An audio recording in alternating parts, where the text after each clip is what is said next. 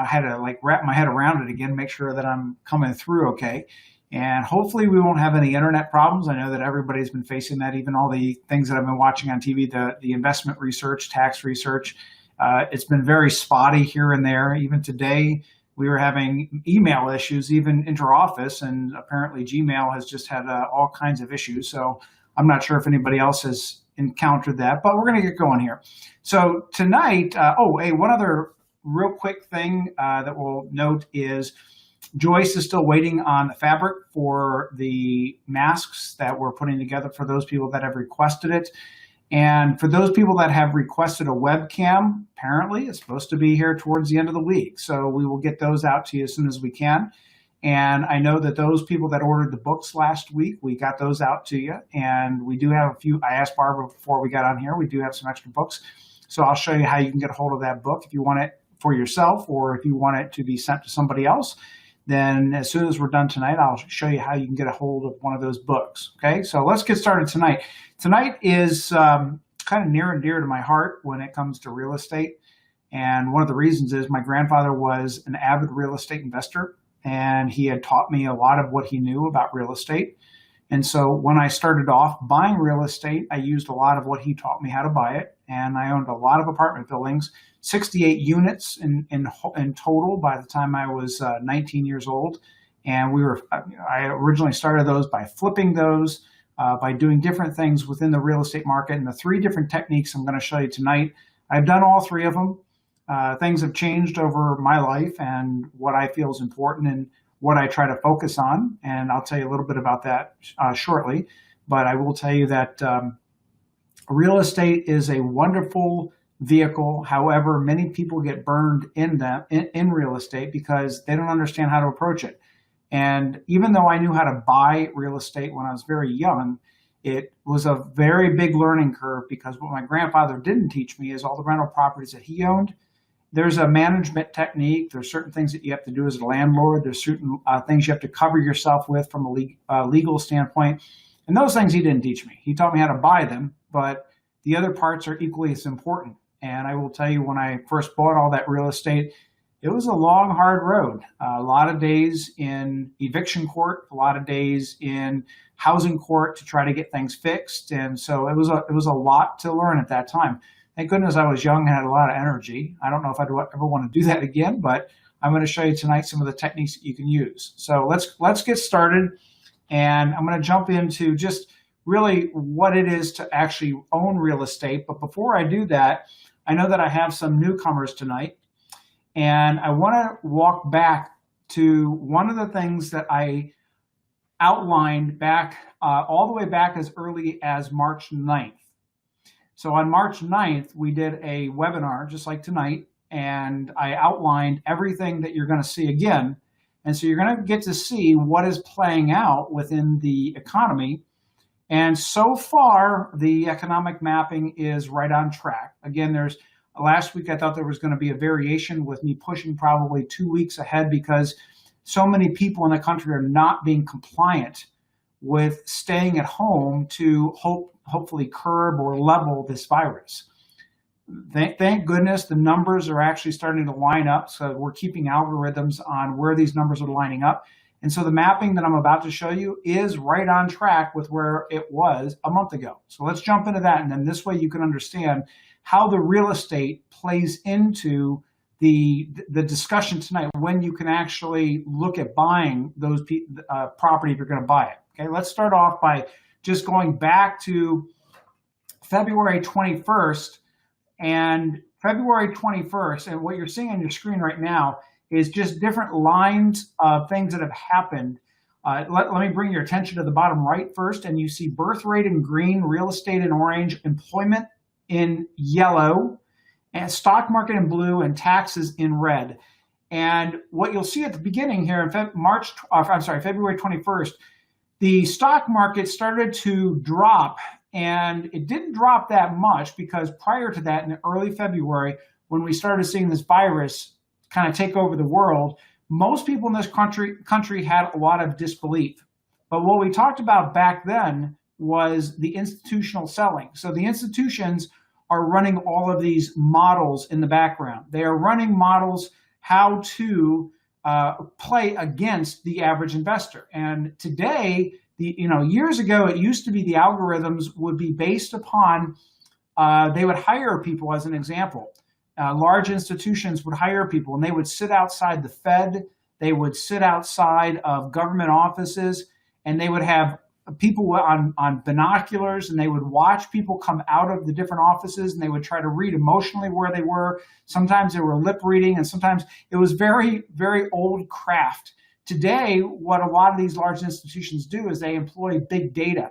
And what they do is they will scan Twitter accounts, they will scan Facebook, they will start to see a commonality in a flow, and then they will trade against that. So we started to see that in late February, early March. And as soon as the institutions started selling, because again, they're always front running what they see is coming down the pike. And the consumer is always behind the curve. So as soon as the institutions started selling, the market started dropping like a rock. And then what happened was people started seeing it going, oh my gosh, Chicken Little, the sky is falling, the sky is falling.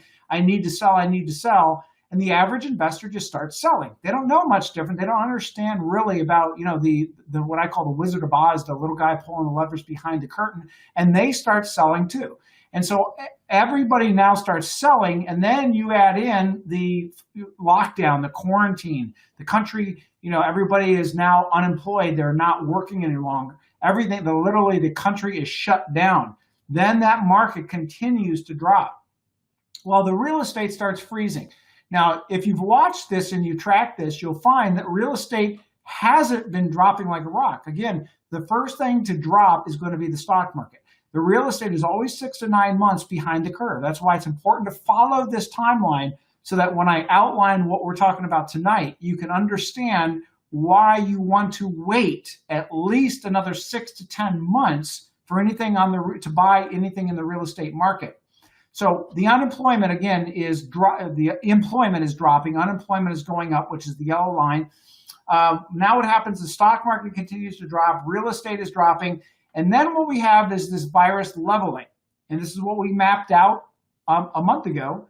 And we said that leveling would take towards the end of May and into somewhere in the middle of June. And during that period of time, the country is still shut down. As you can see, that line is yellow. We don't foresee in any of our modeling that people are going to jump back to work. And even if they jump back to work, there's going to be things like the cruise lines, the airlines, Disney. Disney now estimated this morning that it's going to take not up to, but over 2 years to reestablish any kind of business in any of their parks. Not just because once they open, they're ready for business, but because they don't believe that people will feel confident. Are you going to sit on a train, getting into the park right next to somebody? You're going to stand 6 inches from somebody in line to get on a ride. I mean, if you've ever been to a Disney park, you know what it's like. It's like a cattle shuffle, right? So they believe it's going to take up to 2 years and the success of a vaccine to make people come back to the park. Now, that won't be any different with cruise lines, with hotels, with airlines. There'll be a lot of businesses that are damaged permanently. And there will be some businesses that will just take 2 to 3 years to recover. We're talking here about that yellow line, about the general economy. Again, there's going to be certain businesses that will actually exceed where they are right now. There are the technology businesses, the video conferencing businesses, the work at home businesses. My gosh, it's the webcam business. We tried to buy 100 webcams to give out to our clients. And it's been, 3 weeks now? We keep getting back ordered delay emails. So there are things that will go off the wall and there are things that will drop and it will take a long time to recover.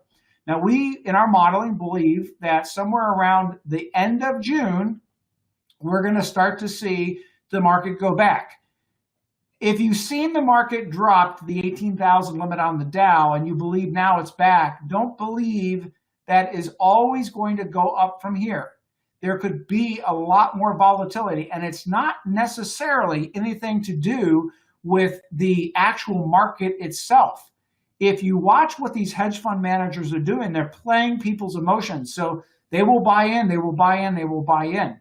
And they love to take a short-term gain. So when that market goes up by 15, 20%, they might sell a couple $1 billion off the top. Now that's going to dump the market again. People will then get fearful. Oh my gosh, it's going back, and they'll sell again. This is how the institutions know how to play this game. So again, the consistency of the market going up is going to have to do with the virus itself. It's going to have to do with the reemployment of people, the opening of businesses, the economy generating, kickstarting again. Now, what will happen is that we will see this spending spree and confidence. Now, this is not the time to buy real estate because it's not over yet. We haven't gotten the institutions into the real estate game yet, and that's what you want to make sure you get in before they start playing their game. So let me go on here. So we know that the investment market's going to go up, but there's going to be volatility, and somewhere in this tune here, we're going to see a lot of up and downs in the stock market. Now, as the stock market starts to grow back, it will have more of a slow grow back as employment re-engages. However, somewhere around November, December, and the reason we're calling November, December is that there is a forbearance or there is a delay on anybody that has an FHA, Fannie Mae type of mortgage against foreclosure. So the government has instituted that. Most of the states, most of the banks are in agreement with that. So we don't see that there's going to be a lot of foreclosures. However, there may be some problems with commercial properties.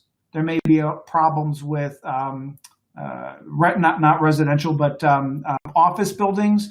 There may be some things where the businesses that are employed in these or paying rents can't pay their rents, and these places are going to foreclose. It's not about kicking somebody out of their house because a commercial mortgage is not forgiven on their mortgage. They are not FHA or Fannie Mae. Again, that rental buy is not granted to everybody. So we do see right here in this area that the rental foreclosures are going to start to happen in a big way.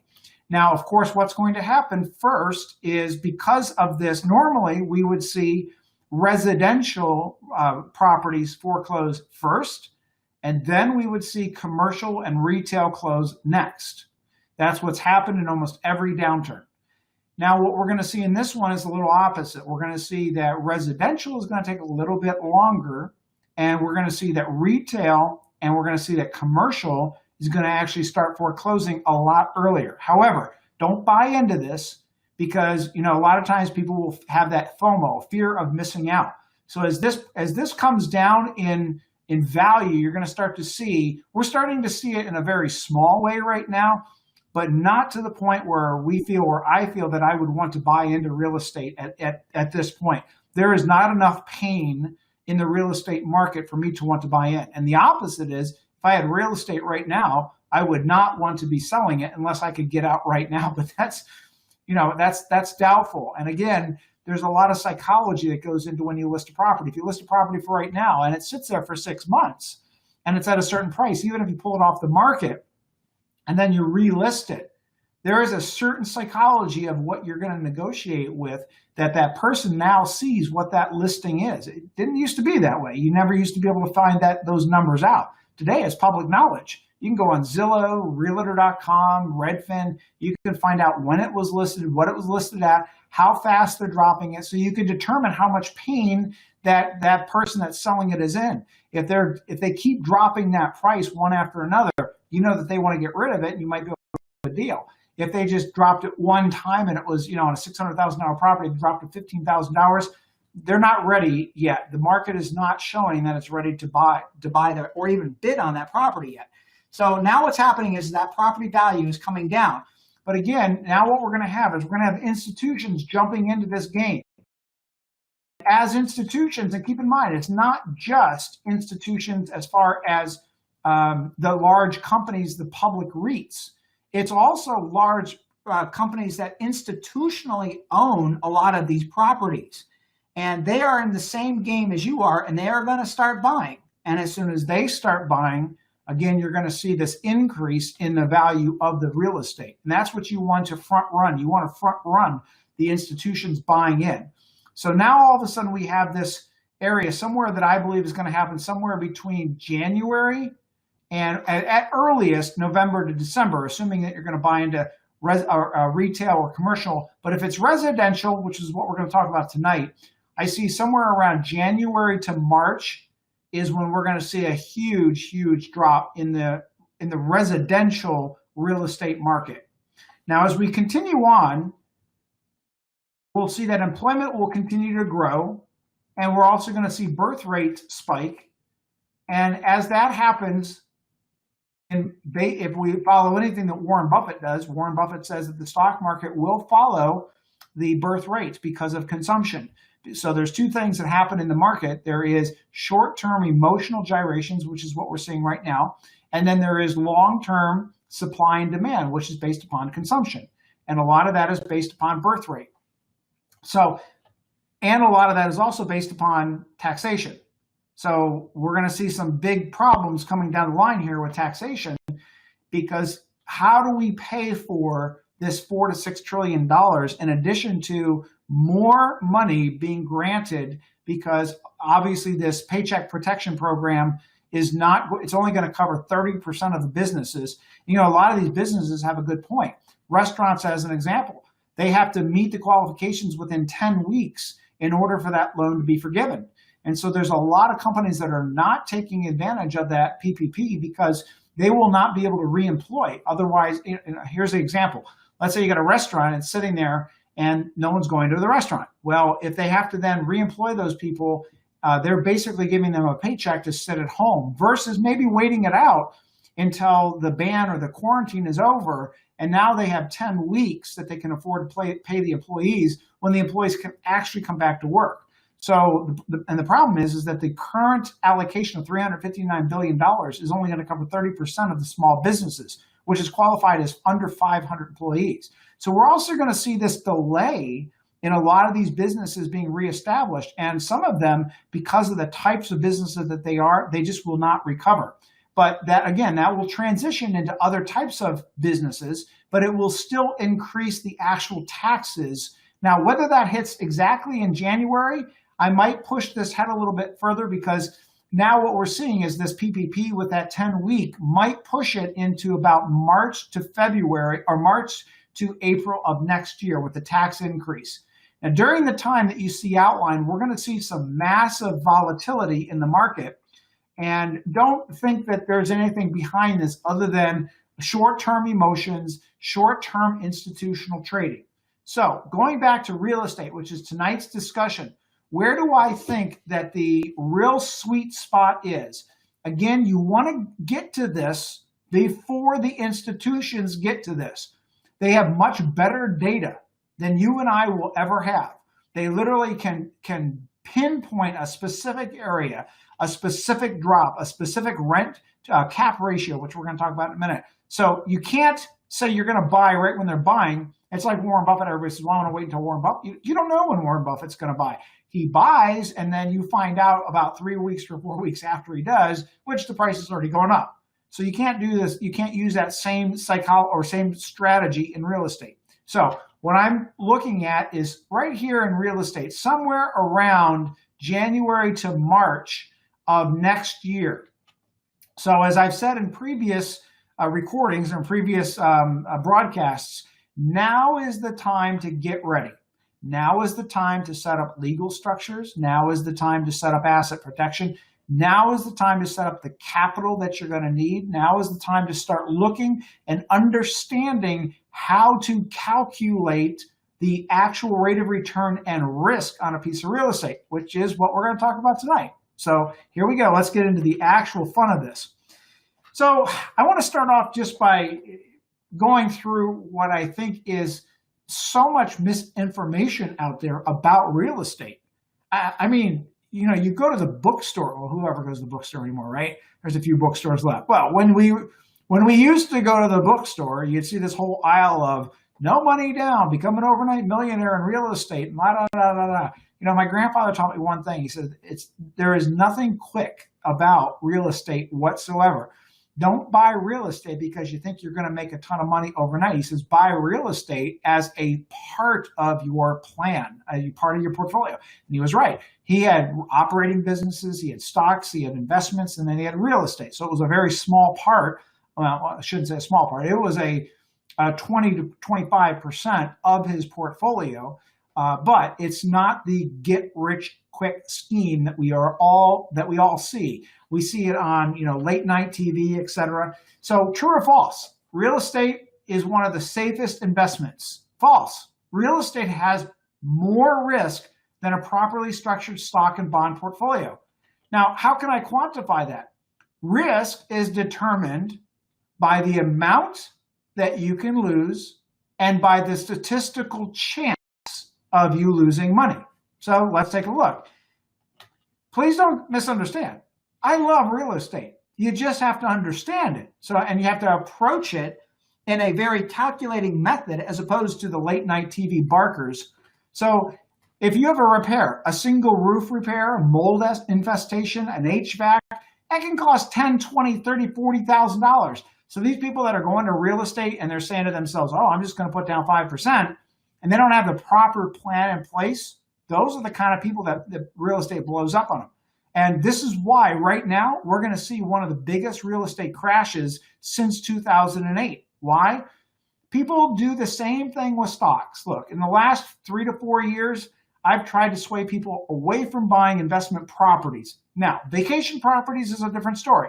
But for rental properties, for the pure cash flow itself, it was very hard when you have a cap rate that is so low, meaning that how much money am I making on the value of that property? Because property values went up so fast, they didn't even keep up with the increase in the average employment rate, right? So now how are you going to go buy something and increase the rent when the people can't afford to pay it because the incomes haven't gone up? So now it kind of pushed everybody out of the market. So in the last years, well, actually since 2013, 2014, I've told people, hey, it's impossible on residential rentals unless you're going to buy a flip, which we'll talk about in a minute, to really make money on a long-term rental. However, if you tried to do that and then all of a sudden, you had a $30,000, you put 5% down because you believed what you read in some no money down book.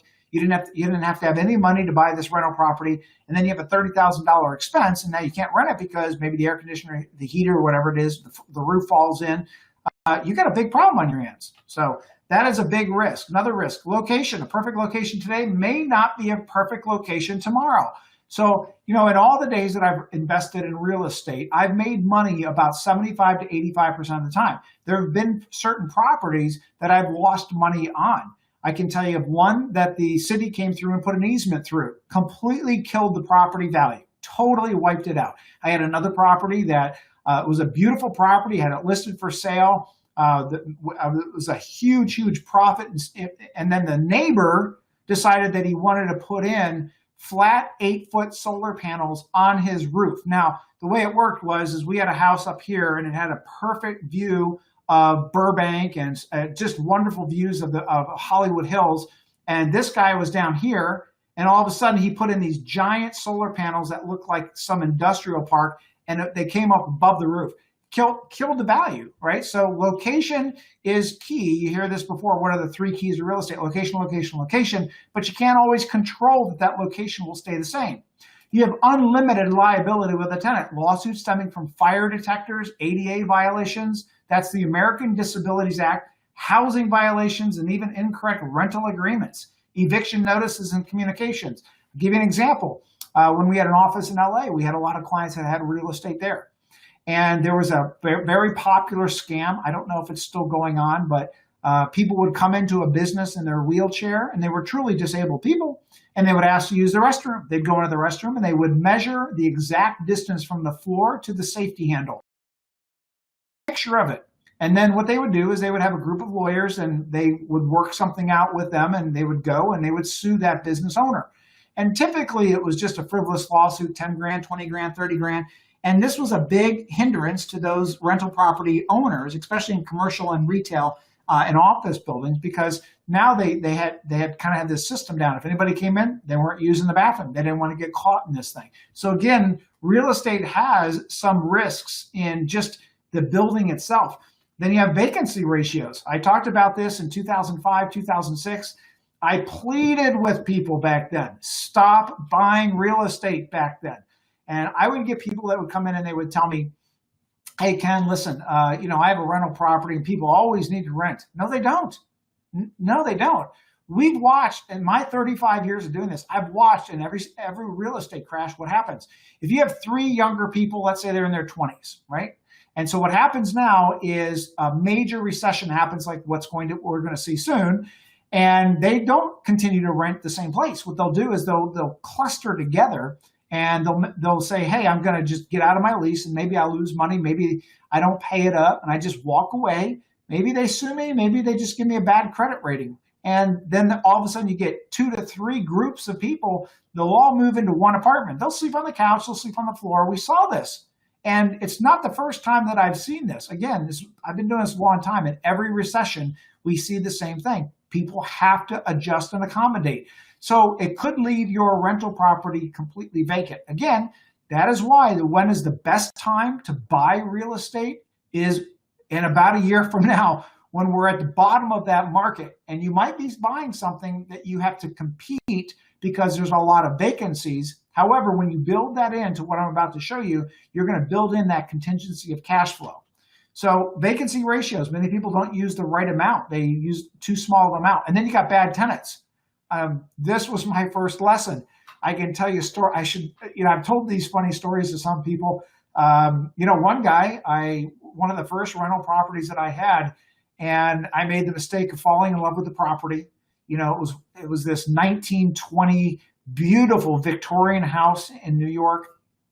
And I went in, I was a financial planner at that time. I was working for a large firm. So evenings and weekends, I'd go in there, I'd demo it, I'd replace everything. And, my grandfather taught me a lot about how to do that. And so I went in and I completely redid it. And I had a tenant move in. He refused to pay the rent. So we served him with an eviction notice. He left before having to go to eviction court. However, what he did was he took a crowbar to every single wall, every single piece of porcelain. I honestly cried when I went into this property because that was my first lesson in don't ever fall in love with a property. And also don't ever put in anything expensive because it may get damaged. It is a business. And again, I was very young at the time, but I learned my lesson. So again, you could get bad tenants. They cause damage and large repair bills. So, and the worst is some of them just don't pay their rents. Then I have the Carnival Promoters. These are the people, and actually we have quite a few of them right here in Vegas. They put on seminars about asset protection, about how to buy real estate, about how to flip overnight. And I've just seen some horrible things come out of these things. And, they're typically fraudsters and they're selling something. Let me put it to you this way. In the gold rush of 1849, the people who made the most amount of money were those people that were selling the picks, the shovels, the wheelbarrows, the pans. It wasn't the people that were going out and panning for gold. So I'm telling you this because there's a lot of these people selling these real estate courses. And I've seen this in the last recession. People became day traders. They thought, hey, I'm just going to get into the market. I'll leave my job. And then they lost everything in 99, 2000. And then all of a sudden the real estate boom comes and they jump over to real estate and they pay these ungodly fees to jump into these real estate courses and pay a lot of money just to learn something that I'm going to teach you in the next 30 minutes. So again, I wouldn't believe a lot of what they're trying to sell. And then a lot of the problem is that these real estate promoters, it's unregulated. I mean, it's interesting because you could turn on any TV show right now and you could watch somebody that goes and buys a rental property and they rehab it. And they'll show you, some of the shows will show you, well, they bought it for $500,000 and they put $100,000 in and they have $600,000 in and they sold it for $700,000 for a profit of $100,000. No, they didn't. First, they're not considering selling costs. They're not considering carry costs. They're not considering the amount of time it took them to do it. Are they showing them all of the properties that they're actually doing that? They're showing you the ones that they might make some money on. And so again, if you're in the investment business, you could never do that. You have to have full disclosure. So they don't have the same kind of regulations. So don't believe everything that you see when it comes to these people promoting that they can do this with real estate. Now, the good attributes of real estate and the things that I like about real estate, there is long-term growth if it's purchased right. If it's purchased in the last 24 to 36 months, you probably overpaid for it. The time to buy real estate is, again, same time to buy stock. when the pain is the highest, everybody is uncomfortable, everybody is ill-confident. There are people that, as a general public, they don't see the positive future. That is the time to do it. Now, we're not quite there yet again on the real estate, but we're getting close. Tax deductions on both mortgage and property taxes. Now, I just want to make clear that there are some adverse tax effects. And you have to understand that unless if you make over $150,000 a year, and this gets into a whole other discussion about IRAs and RMDs, and when you take money and when you do Roth conversions, but if you make over $150,000 a year, you can't deduct anything on a rental property. So you can accumulate the deductions going forward, and when you sell the property, you can finally take those deductions. But that isn't really the spice of the real estate. So a lot of times what we will do is we will look and say, hey, if a person has a lot of rental property deductions, but they can't take them, maybe what we should do is put that into an LLC and create what we call tiered. We have what we call a holding company, and that might hold the real estate. And then we have a management company to take certain deductions that you might not be eligible for otherwise, such as maybe cell phone, maybe health insurance, maybe office in the home, etc. Again, but the tax deductions are pretty good on real estate if you know how to work them. If it's a personal residence, you can modify it at will.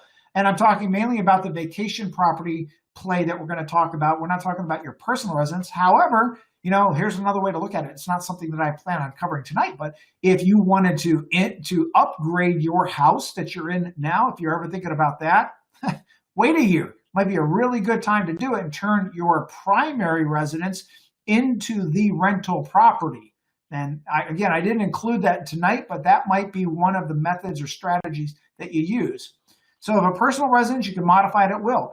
If using the vacation play strategy, which we are going to talk about here in just a minute, you can get personal enjoyment and make memories. Now that I like.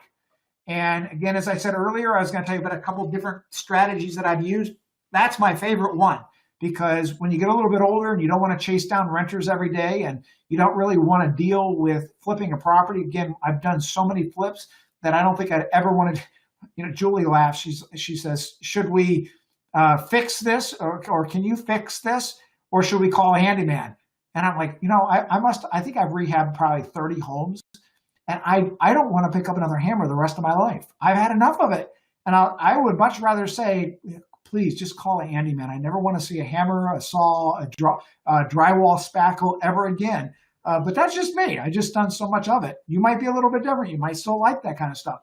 So a rental property can offer a tax deduction while still making a positive cash flow. If you purchase it correctly, you can see money in your pocket, positive cash flow, and still pay no taxes on it because we get this wonderful thing called a depreciation expense. Now, again, this has nothing to do with your income limit. You could be making $300,000 a year. You could have a rental property that's cash flowing 20 grand a year, and that depreciation is washing off any tax on the 20 grand a year. What I was referring to on the tax deduction is you have to make less than $150,000 a year to be able to take up to $25,000 in a net income tax deduction. So here's the example. You're making 100 grand a year, and that's all combined adjusted gross income. You buy a rental property, and it shows a $25,000 loss. Now, it might not show a physical loss. It might be that your rental income is breaking even with your rental expenses, but the depreciation, which is a paper loss, allows you to take a deduction. If that deduction will say up to $25,000, you could be making $100,000, and it will reduce your income by 25 grand. Now, in future broadcasts, I'm going to talk about how you can actually use IRAs to actually buy investment property. And I'm not talking about a self-directed. I do not agree with those. People get blown up in the IRS with those things. But I'm talking about distributions to pay the mortgage payments. I'm going to talk about that in a later broadcast. But for today, if you understand, you could buy a $100,000 rental property and you could positive cash flow it, but you could actually still show a net tax deduction. Again, all those numbers have to be calculated in advance. It offers different diversification asset outside of normal property investments. So if you hold stocks, bonds, hopefully you have a REIT allocation within that stock bond. But the REIT allocation, while it's invested in REITs, is also more reactive and a faster volatility than an actual piece of rental property. But again, I don't want to lead you to believe that the rental property has less risk. So now we're going to talk about the three kinds of plays. So there's the vacation play. And the vacation play is when you're buying a vacation property.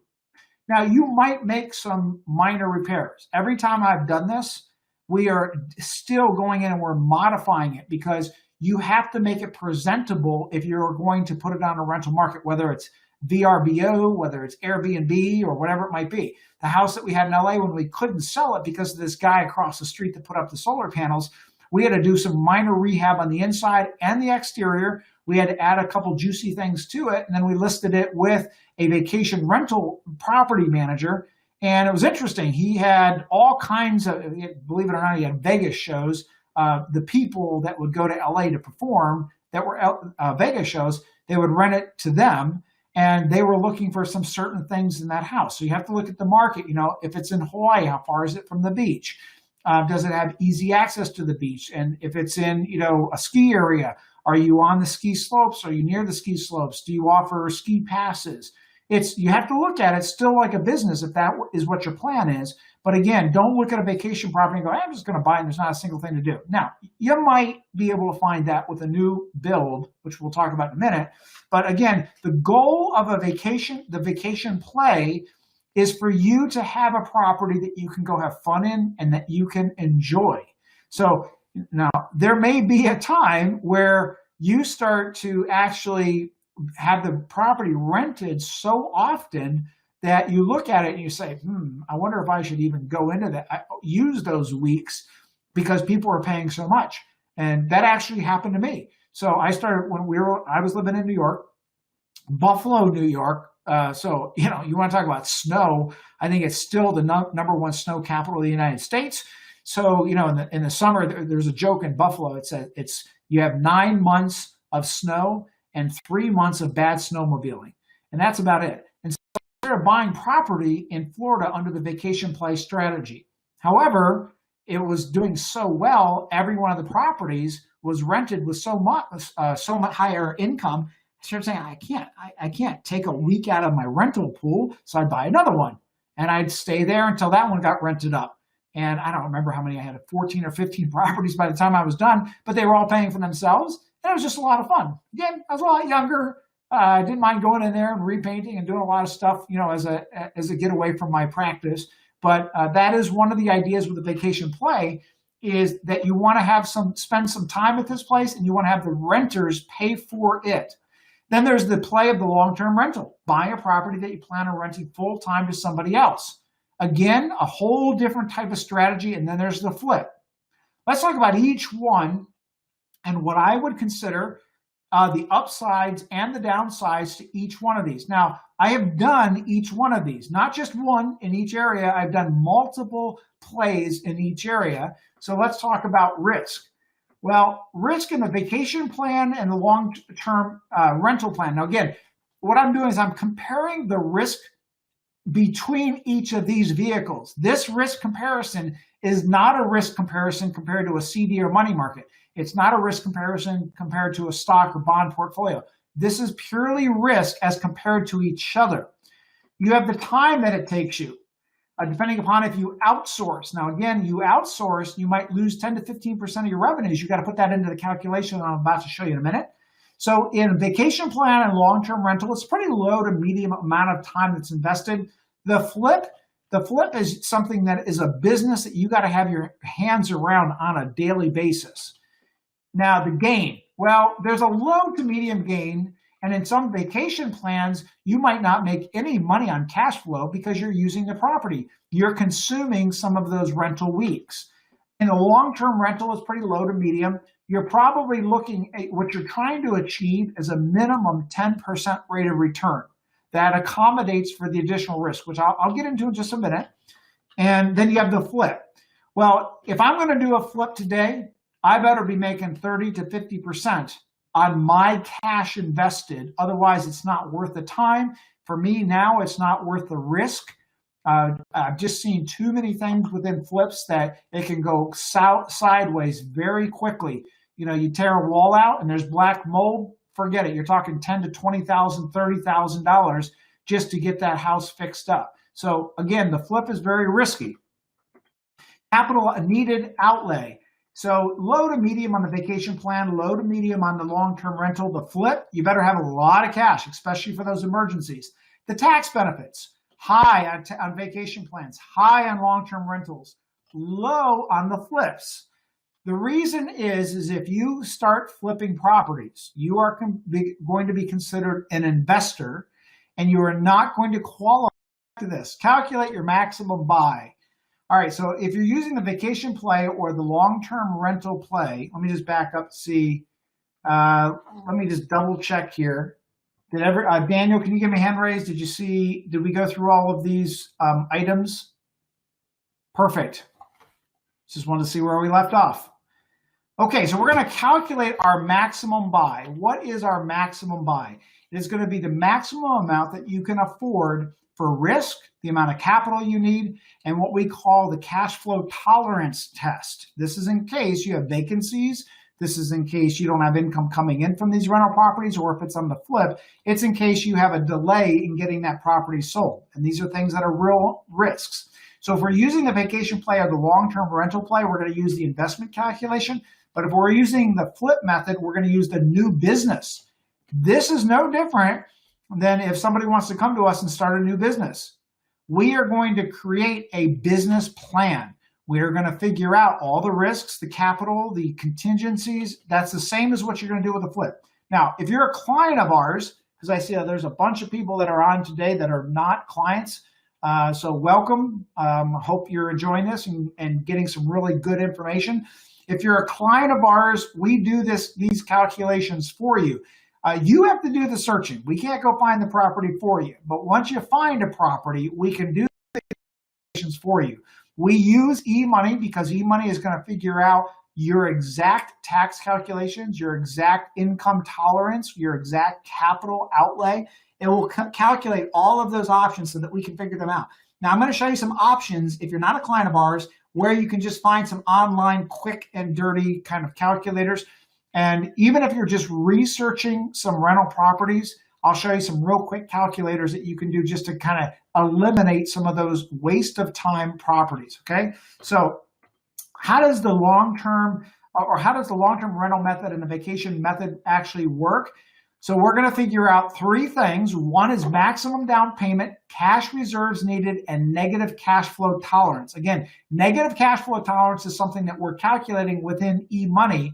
It is different than the actual real estate calculation. We want to make sure that if we're going to buy a piece of rental property and something goes wrong, you can afford the negative cash flow outlay, okay? So if we're using the flip method, there's a few different items that we're going to calculate. We're going to calculate initial capital needed, reserve capital needed, repair and modification budget and overruns. What is that? Well, that's the black mold that you find behind the drywall. That is the galvanized pipe from the 1920s, or the lead pipe from 1920s, or the all famous asbestos. It was interesting. You talk about getting sued. So I had a rental property. Oddly enough, I remember the actual address because it was just such a stick in my side. 311 Bird Street in Buffalo, New York. Anyway, so I had sold the property, bought the property, had it for about 3 years, flipped it. And probably 15 years later, I was served with a lawsuit from like the 1960s. And they must have had 100 people listed on this lawsuit that owned the property because of lead paint.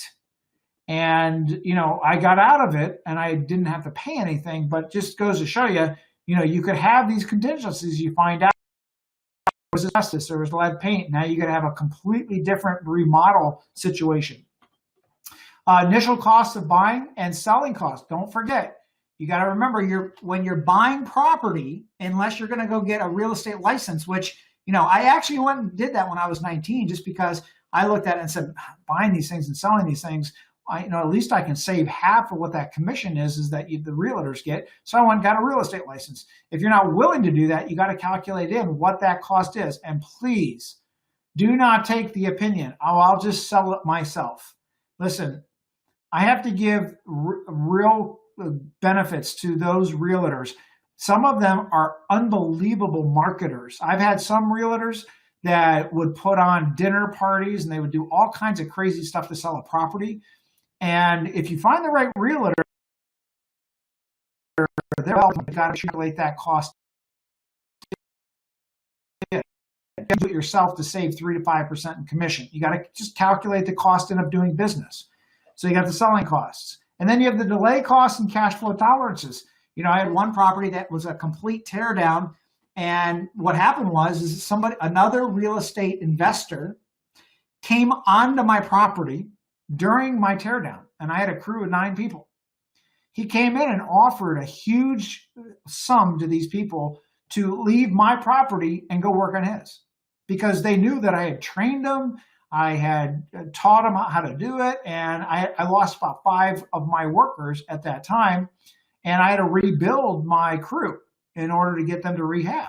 So that's just one extreme, but there's other delays. There could be, government shutdowns. No, that would never happen. The economy could shut down. I mean, you could have inspectors that take a long time to get out there. You could have a plumber that just doesn't show up on the job. So there are things that are inevitable in a flip. Again, do not let these TV shows believe that it is so easy. It is not. It is a business. So again, you have delay costs and cash flow tolerances. All right, so let's get into how I do it. I'm going to kind of show you the methodology that I use, not only to find the properties, but to kind of outline where I'm going to start looking. So what I will do is I will take a map, and here we have a map of Las Vegas. And I will take a look, and I think I pulled this one off. Yeah, this one's off of a Redfin. And you can see here on Redfin that what I did was I just drew growth patterns. So where are they building right now? Where are the new houses going right now? And the strategy that I've always used I shouldn't say that. The strategy I originally used is I would go in and find flips, and those were generally in the older parts of town where things got run down. But when I started calculating my returns based upon what I call the forward-looking buy, I would start mapping where the population was moving to. Where were they building?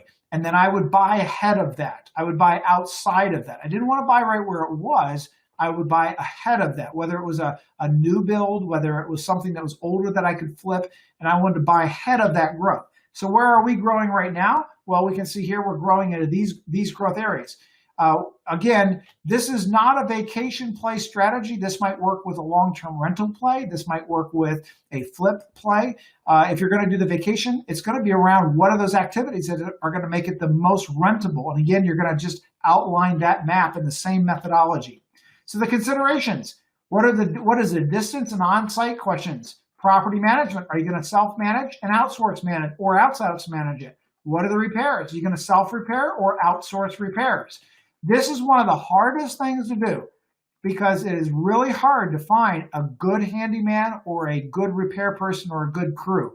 That is I would believe that is the number one thing that held me back. Once I got a good crew and I got good people, the repairs was easy. I could depend on. I can tell you one example of this. I did have a rental property in Florida. I had a property management company that was terrible.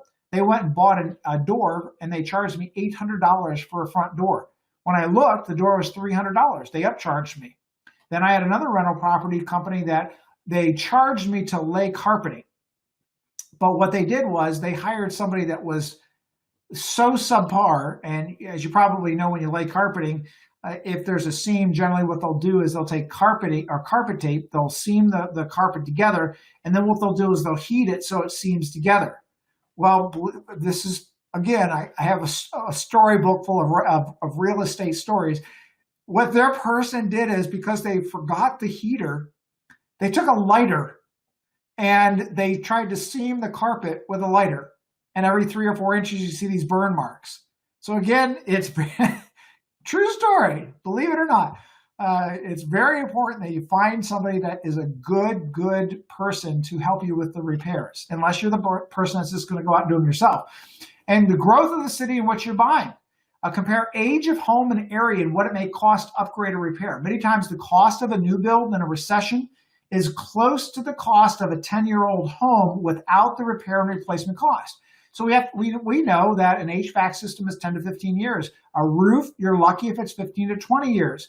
We know that plumbing could be 20 to 30 years, electrical systems 20 to 30. But again, a lot of times you can actually, especially in the recession, you can buy a brand new house. We did that in Vegas.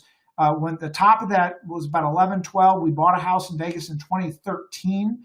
And it was right when the market was starting to come back up again in Vegas. It was still desolate here.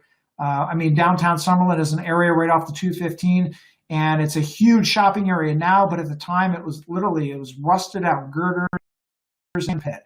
And so we bought a house in 2013. When I started doing these numbers, it was cheaper for me to buy a brand new house, have it built, than it was to buy an existing house and put the repairs.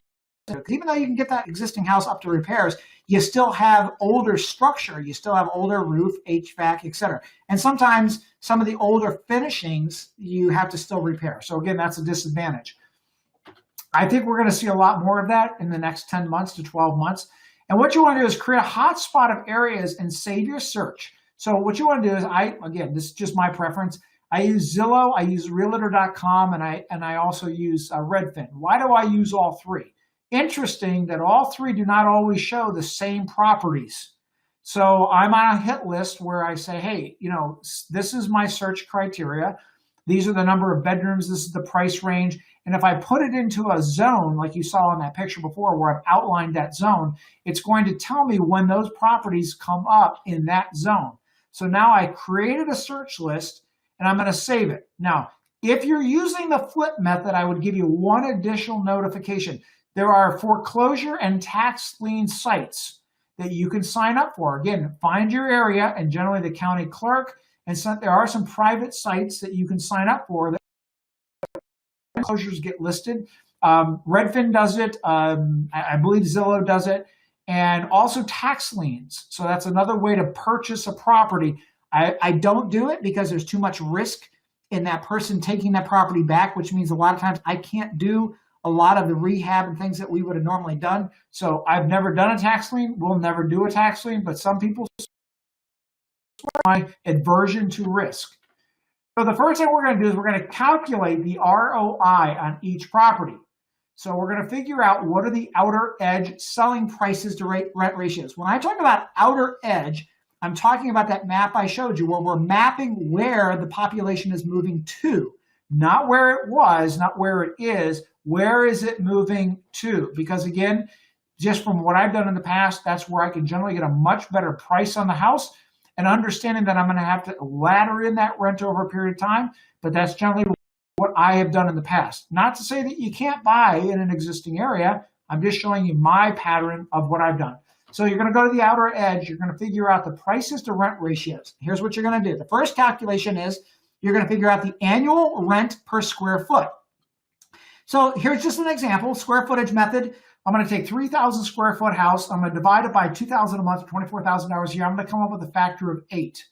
I'm going to then take a valuation method of the value of the property divided by the actual rent. I'm going to get $25 a square foot per year.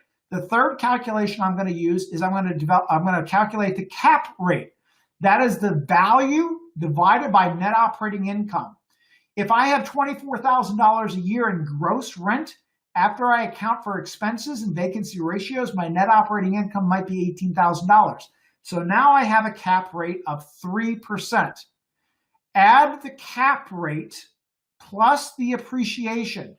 So again, in my initial calculations, I'm going to assume an assumed calculation. If I assume 5% in my long-term appreciation, and I have a cap rate of 3, I've got a total of 8% potential rate of return. So again, I'm going to determine what that potential rate of return is. The first 3 methods that I gave, or the first 3 methods, which is the square footage method, the value method, and the cap rate method. These are methods that I'm going to utilize to compare properties. So when I compare property 1, property 2, and property 3, I'm going to use my square footage method, my value method, and then I'm going to calculate the cap rate. Again, you have to have a little bit of a talent to walk in there and say, if I'm a renter and I have 5 bedrooms, but I have 2 bathrooms, am I going to want that property? So you got to look at some of just the basic logistics. And on a side note, I have just been bewildered by some of the architecture, I mean, some of the houses that I have seen, and we still actively look for properties. I don't know where these architects got their degree. I mean, who builds some of these things? They're not really usable. Now, if I have a 5-bedroom with a 3.5 bath, that might make sense. We've seen 5 bedrooms with 2 baths. So you got to look at, is it rentable? What is my market for that property? So again, I'm going to develop the cap rate. I'm going to actually show you how you do that in just a second. If you have a properly designed stock bond portfolio, you're still going to have volatility risk. We've seen that just in the last month. But if you have a rental property, here's what you got to look at. You're going to have volatility risk. Again, the volatility risk is not denoted on a day-to-day, hour-to-hour, minute-to-minute, second-to-second basis like the stock market. But you're going to have volatility risk. It will just ebb and flow in 1 to 3 year periods, okay? So you're going to have volatility risk. You're going to have repair risk. You're going to have location risk. You're going to have easement risk. You're going to have lawsuit risk. You're going to have tenant risk. And you're going to have vacancy risk. So again, your risks, in my opinion, on a rental property are much, much higher than a stock bond portfolio. I am not telling you that you throw it all into stocks and bonds. I'm telling you that you have a diversified portfolio. But when people come to me and they say, well, I want to buy real estate because it's less risky than stock or bond, I will argue that till the cows come home. And I have authority in that because I've done so many properties. You can't tell me that. You can get sued for everything that you own in a rental property. If your stocks go down, no one can sue you for your house, your car, and all your assets. But you mess up on a rental property, you don't have a properly installed fire alarm or a fire detector, and somebody gets hurt, they can take you for everything that you have. So again, there's more risk, and you want to be compensated for that risk. That is the whole idea. Look, I tell this story sometimes. Here's the way to understand. Let's say that you were looking for a job and you went to a construction site. And on that construction site, they're building a 30-story office building, apartment building. I don't care. It's a building. And the foreman comes out and says, so you're looking for a job, huh? He said, yeah, I'm looking for anything at this point. I just need a job. And he says, well, I got 2 jobs available for you. Here's the first job. You're going to go 30 stories up on a single elevator. We'll give you some safety equipment like, a hard hat.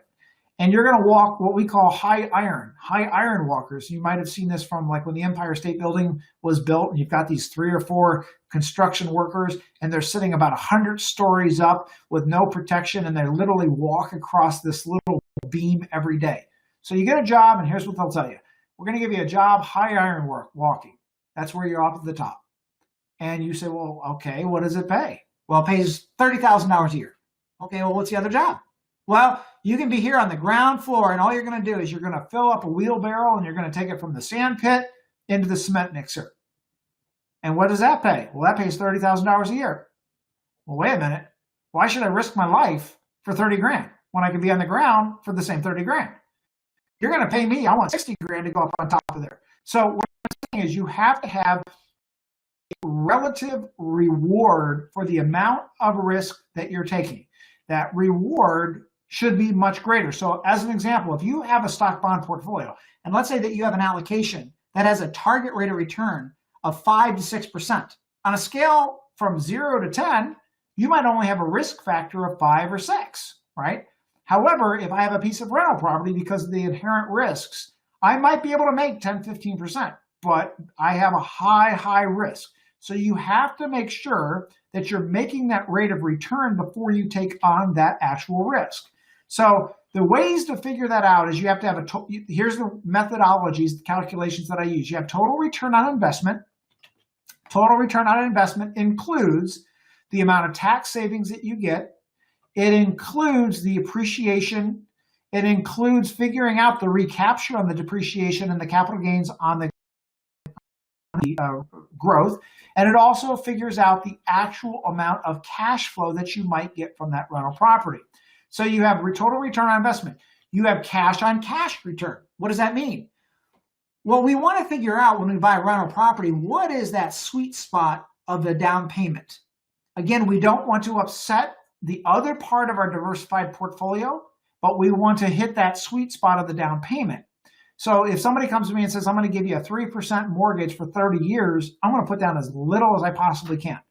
If they tell me that here's a rental property, I'm going to flip this thing, I figure out I could probably make $100,000 on this thing in 90 days, but I need to come up with $100,000. So I have 100% of rate of return on my money, right? So I have 100% rate of return on my money in potentially 90 days, but I have a high risk. Well, if that person said, we'll give you a mortgage and that mortgage will be 8%. Okay, well, I'll take 8% because I'm only going to compute that for 90 days because I'm going to flip it. So again, each calculation is different. I'm going to show you where you can get some calculators to figure this out, but you have cash and cash return. Then you have time investment. You have to figure out how long is it going to take me to turn that money over. Think of a grocery store. The grocery store is all about turnover. If you take a box of cereal and you can sell 10 boxes of that cereal and replace it every single day, your turnover is much greater than if you could only sell one. Even if you have a higher profit, if you have a 30% profit on one box of cereal versus 10 with a 300% turnover, the grocery store is going to choose the product that has the higher turnover. Why? Safety's in the numbers, right? So again, it's the time investment. Then you compute what the total risk is and what the other benefits are, including, hey, if I'm doing the vacation play, I'm going to figure out how much am I going to be able to use that property? What would I pay if I had to rent, right? So if I go to a ski vacation and they tell me you're going to have to pay $500 a night, not that I would ever spend that, but I'm using this as an example, but $500 a night, you're all laughing because you know how cheap I am. I might use my points on my credit card, but let's just use an example. They're going to say $500 a night for a ski vacation. I'm going to compute what, if I'm going to use that number of days, would it cost me to do that on my own versus if maybe I just wanted my own lockout closet. Maybe I wanted to have my kids and my family meet me there for 4 weeks out of the year. And to me, there's a certain point in time you get to in your life and there's nothing else other than memories. Memories are priceless. So you want to compute that into the calculation because that's an important part of the decision. So what are the other benefits? Vacation play. I'm not going to accept on any rental property. I will never accept a rate of return. I'm still going to compute my risk, but there's no way I'm going to take any kind of rental play, any kind of real estate play at less than a 10% rate of return. So 10% is acceptable minimum.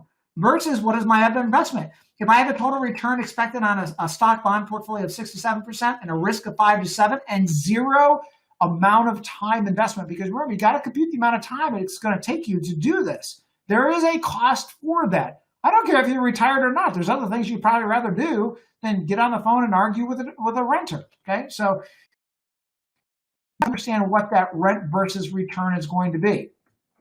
So let's go to, let me back up a little bit. I'm going to show you this calculator real quick. And I know we're running a little bit over because of the snafu of the internet, but bear with me 1 second here and I'm going to find this. And I'll tell you what I'm going to do. I'll just bring it right in here to the screen and hopefully you can see this. There's a lot of these calculators out there. I'm not telling you that this is the right one, but there's a bunch of different calculators that you can use. Let's see, here's an investment property calculator. And all they're going to do is they're going to line up the numbers for you. So let's say that I've got a $600,000 property, and I'm going to go into this thing because I've done my calculations. I'm only going to put 10% down on that property. You always have to compute the land value because the land value is not a tax deductible or depreciable expense. So if I have a $600,000 property, I might look and say, hey, the land value is $100,000. The personal property you're really only going to use if you're going to buy a property that has furnishings such as a vacation play property. The building value is basically going to be the difference. So I'm going to have $500,000. And let's say that I have $40,000 in annual rent, but I have to compute that I'm going to have $5,000 in vacancy, right? So you have to compute that vacancy ratio. Now, since I don't have, in this particular calculator, since I don't have anything entered in personal property, I'm going to leave 20% because it's not going to compute anything. And it will figure out because it's private rent or it's residential rental. So the depreciation factor is 3.64% per year. So the building depreciation that I'm going to be able to take a tax write-off on is going to be $18,000. Now I'm going to figure out how much am I going to finance. Well, here, if I go back, I have $600,000. I have cash invested of $60,000. And so I have $540,000. And let's say I can get that rental property interest rate at 3.25%. And again, in low interest rate environments, I'm going to want to stretch that out as long as I possibly can. If they give me 40 years, I'll take 40 years because it's all about holding or leveraging those dollars. In this particular calculator, I'll just hit calculate. And let's see, what am I missing here? Calculate. And, oh, here, annual expenses. Okay, so let's say I have $5,000 a year in annual expenses. Utilities, $1,200 in insurance. Let's say I'm going to put in here a percentage.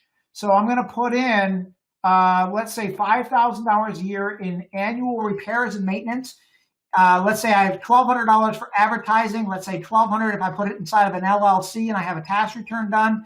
Let's say $500 in miscellaneous or supplies, and maybe just an excess safety valve of say $1,200 for miscellaneous. So my total operating expenses are $17,800, which equates to 50.86% operating expense ratio. Now, again, that's pretty high. And a lot of times people will find actually a better rate of return in a business. Now, see what happens if I increase this rental income.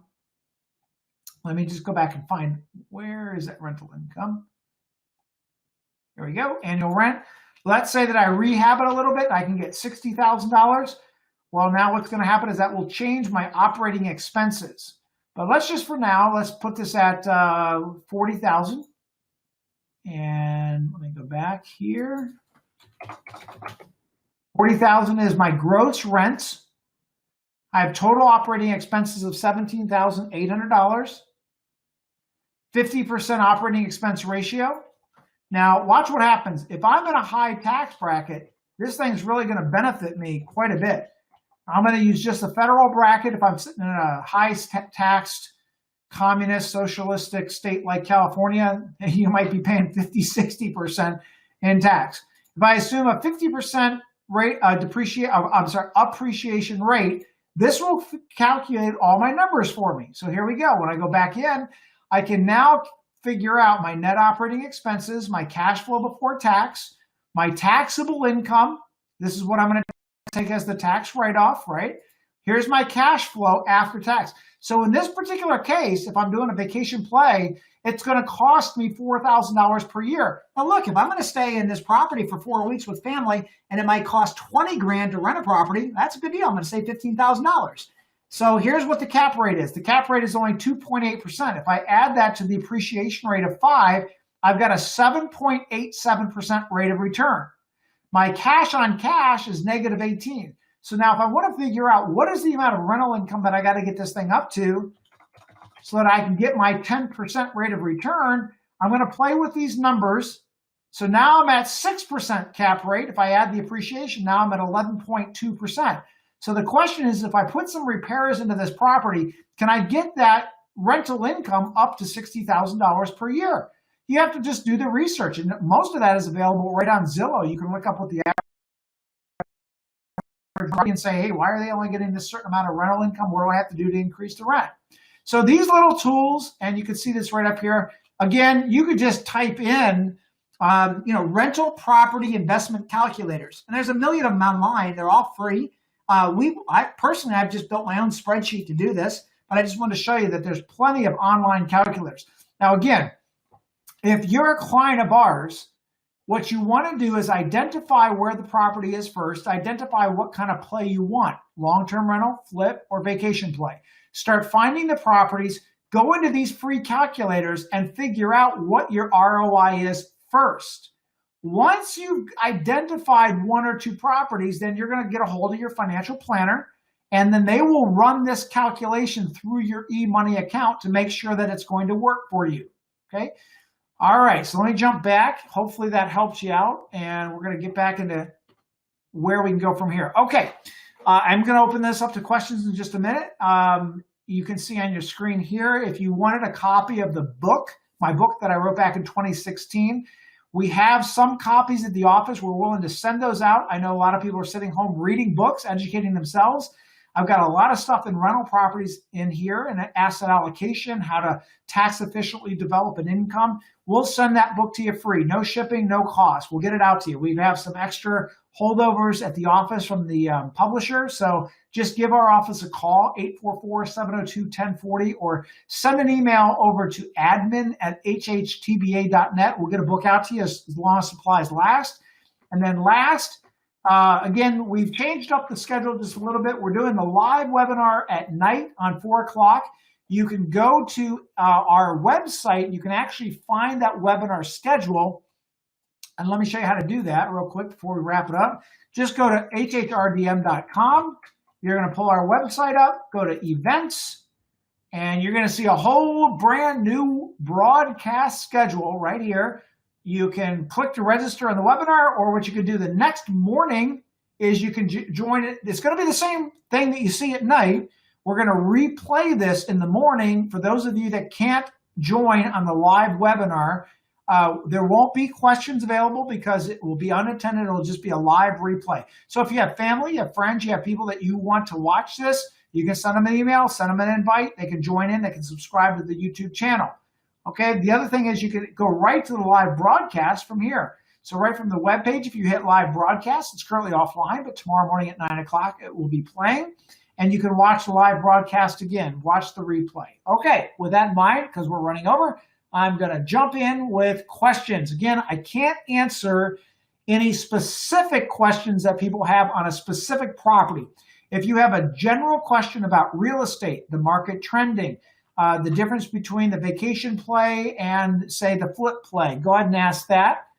We are running out of time. I'll tell you what, we are 20 minutes over. So here's what I'm going to do. I see some questions coming in right now. I'm going to answer those by email just so we can wrap it up. Thank you for joining. Thanks for bearing with us through the little snafu we had there on the internet.